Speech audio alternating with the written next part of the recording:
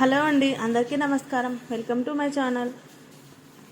మాంగళ్య సూత్రం గురించి ఈ వీడియోలో మనం తెలుసుకుందాం. ముందుగా మన ఛానల్ని ఎవరైనా ఫస్ట్ టైం చూస్తున్నట్టయితే సబ్స్క్రైబ్ చేసుకోండి. మంగళసూత్రాల విషయంలో ఈ నియమాలు పాటిస్తే ఐదవతనం మరియు భర్త ఆరోగ్యం నిండు నూరెళ్ళు ఉంటుంది. పెళ్ళైన స్త్రీకి అందం, ఐశ్వర్యం, మెడలో తాలిబొట్టు అయితే భర్త భార్యకి కట్టినప్పుడు వేద మంత్రాలతో ఆ తంతు జరుగుతుంది.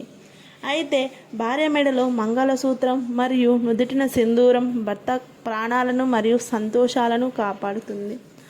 అలాగే వివిధ రకాల దుష్టశక్తుల నుండి కాపాడుతుంది.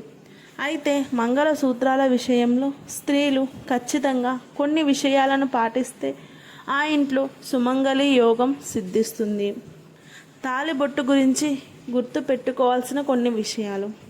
ప్రతి శుక్రవారం మరియు మంగళవారం అమ్మవారికి పసుపు కుంకుమలతో పూజ చేసుకుంటుంటాం కదా, ఆ పసుపుని మంగళసూత్రాలకు పూజ సమయంలో పెట్టుకోవాలి. ఇలాగా చేస్తే ఐదవతనాన్ని ఇచ్చి పార్వతీదేవి కటాక్షిస్తుంది. మంగళసూత్రాలకు పిన్నీసులు మరియు ఏ ఇతర ఇనుముకి సంబంధించినవి పెట్టకూడదు. అలా పెడితే భర్తకు ఆయుక్షీణం. మంగళసూత్రం ఎప్పుడు హృదయం కింద వరకు ఉండాలి.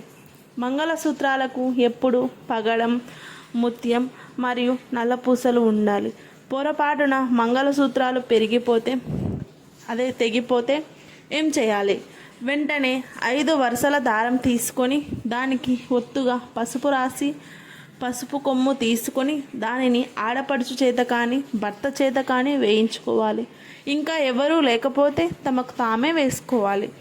మంచి రోజు చూసి ఉదయం 12 గంటల లోపు బంగారు తాళిని వేసుకోవాలి.